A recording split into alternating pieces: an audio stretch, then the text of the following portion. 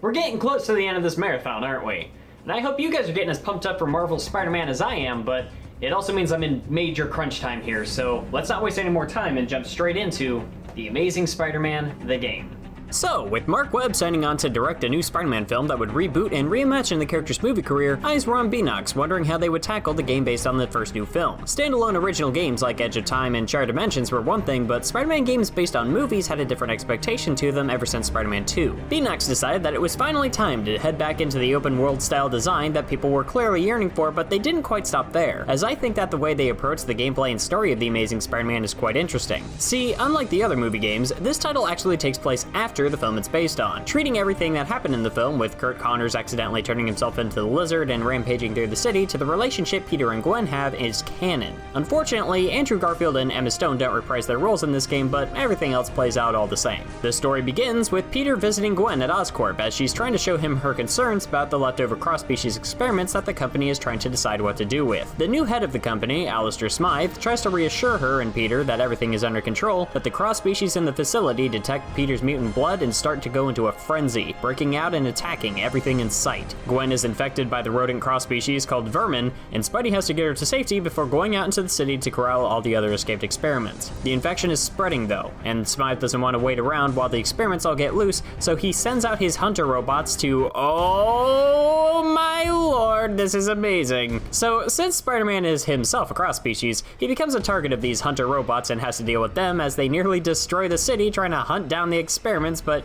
he also needs to track down the cross-species like Rhino, Scorpion, and Vermin as they infect more and more civilians, turning this from an enclosed lab accident into a city-wide epidemic. Actually, one of my favorite inclusions in the game are these little tweets, or I guess social media updates, that you see on the loading screens. It's neat to see what's going on through the minds of the civilians. They start out pretty funny, but as the game continues, they start getting more and more desperate. Peter figures that no one would understand the cross-species quite like Dr. Connors, so he has to break him out of an insane asylum, though not without some trouble. Connor's getting time off for good behavior. Hey, get away from there! Everybody, go back to your cell for nap time, all right? And sets him up to work on a cure. Spider-Man collects some of Connors' research notes in an Oscorp disposal facility and meets a reporter named Whitney Chang along the way, agreeing to work with her so she can get her story to spread the word about Oscorp's corruption, he can get the research notes for the cure, and together they can save lives. After giving Connors his notes, the scientist reveals that he'll need a sample of the rat cross species in order to properly formulate an antidote for the disease. After collecting some DNA from Vermin, Peter gives it to the doctor and an initial cure is created. Spidey returns to Oscorp and— what are they even paying the janitors here for? And tries to give the cure to Gwen, but Smythe doesn't trust the cure and tests it on himself. Sure enough, he loses the ability to walk and snaps. He then sends that giant worm robot from one of those Transformers movies to destroy Spider-Man.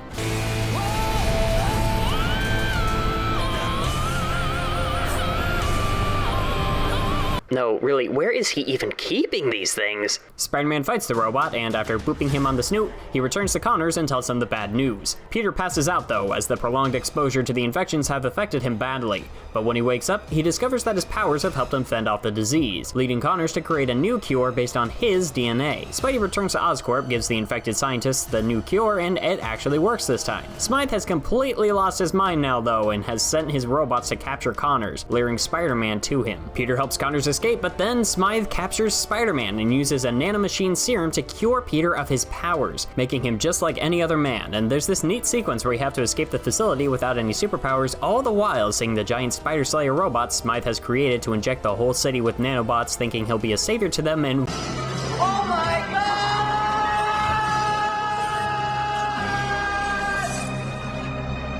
This is a level of unbridled chaos that I really was not expecting from this game. Like, seriously, not even Web of Shadows got quite this intense. After meeting up to Gwen and Connors, who both managed to escape to the Lizard's old labs in the sewers, Peter starts to pass out again, and with no options left, Connors injects himself with the serum that turns him into the Lizard.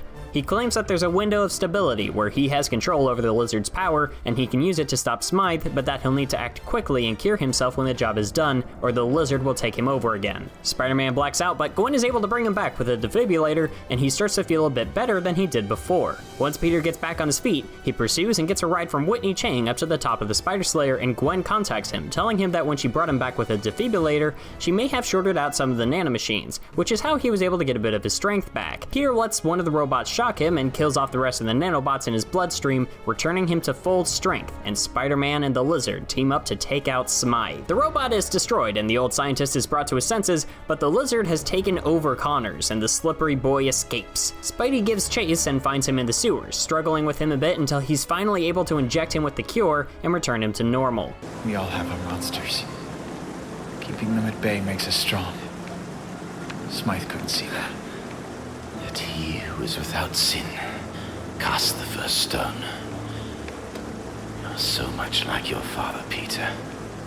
Gwen and Peter enjoy their victory, but back at Oscorp, we see Alistair Smythe becoming more and more grotesque as the disease he's tried to fight off is changing him. He's got his legs back, but is losing his humanity, and his own creations turn on him. I am in control.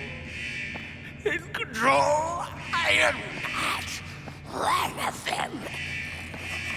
I will never be one of them. Species detection. Yes, yes, and more yes. I love this setup. In a lot of ways, I actually think this is a better story than what was presented in the movie. There are some things I find a little dumb, like could Spider-Man really not convince anyone in the police force to just have some scientists get in a Skype call with Connors to develop a cure?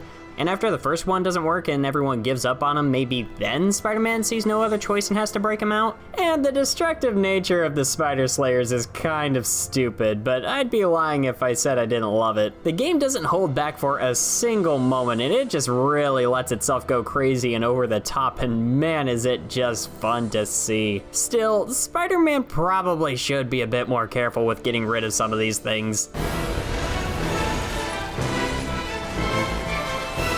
And yeah, Black Cat does show up somewhere in there. She managed to escape the asylum when you broke Connors out and then is seen robbing a bank later. You see, you banter, you chase, of course, you fight, you win, and that's kind of it. She doesn't even feel intrusive this time around. She honestly just feels sort of pointless and, dare I say it, obligatory. I also love how this kind of plot really encourages city exploration, which, yeah, let's get into that. The open world gameplay is back, and on some levels it's fantastic, but in others it does take a bit of getting used to. There's more variety in what to do around the city now. Your normal crimes are all present to stop, but there's also 6 civilians to transport to medical camps, secret Oscorp labs to ransack for upgrades to your gear and abilities, photo shooting locations given by Whitney Chang, and comic book pages to collect. Where stuff gets a little tricky is with the web swinging. Like Web of Shadows, where you are in relation to buildings still dictates whether or not you can shoot a web, but it doesn't mean webs will actually stick to structures, which is fine, I can live with that, but what's driving me crazy here is the camera. It's so close to Spider-Man. I can barely even see the city beyond his red and blue button. It just takes me out of the experience sometimes. There are moments where this close-up camera really works to the game's benefit, but for the most part,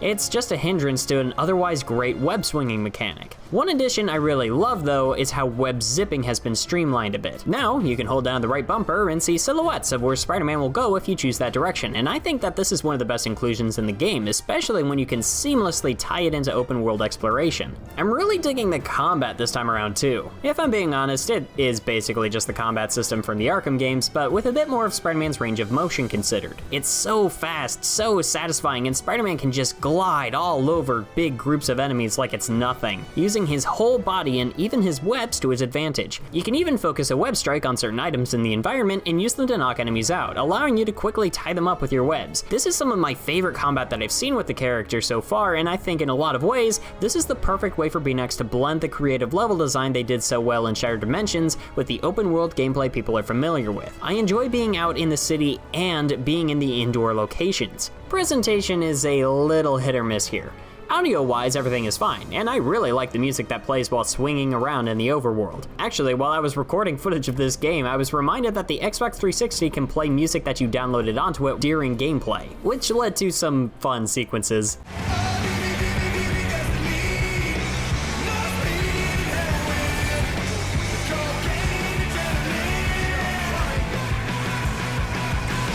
Visually though, stuff gets less good. Texture and model-wise, everything is fine, especially for the time. I do hate Spider-Man's suit, but if I'm being fair, it's just in the design, and that's the movie's fault, not the game's. In terms of texturing and the way it was crafted, it's actually very well done. What I do find neat about it though is how it takes battle damage as the game progresses, and you can see at all times just how much this battle is taking out of the poor guy. Animation is a different story though. It all looks great during gameplay, Spider-Man moves around wonderfully, and there's a great sense of motion coming from everything, but during cutscenes... I want to keep you human, Parker. So, do I recommend The Amazing Spider-Man? I do, and honestly, I'm surprised more people don't talk about this one. It feels kind of overlooked. There's flaws to be sure, but I never thought that they were enough to ruin the whole experience, and I just love the way New York looks, and it's so much fun to explore. The story had some real thought put behind it, and it takes full advantage of the new universe Mark Webb created. I love seeing the city slowly falling into disarray. That level of detail is great, and the gameplay has a healthy balance of combat, open world travel, and exploration. As someone who doesn't really like the movies in Webb's universe, a part of me feels like this might be the best part of the entire Amazing Spider-Man movie franchise, so please consider giving a bit more love to The Amazing Spider-Man, the game. We are almost there, guys. Just one more game to review before we get to the main attraction, so can we end this out on a high note? Well, considering this is the game we're looking at next, I don't think our chances are good. Either way, I hope you join me next time as we take a look at The Amazing Spider-Man 2. So, thanks again for watching, everyone. See you next mission.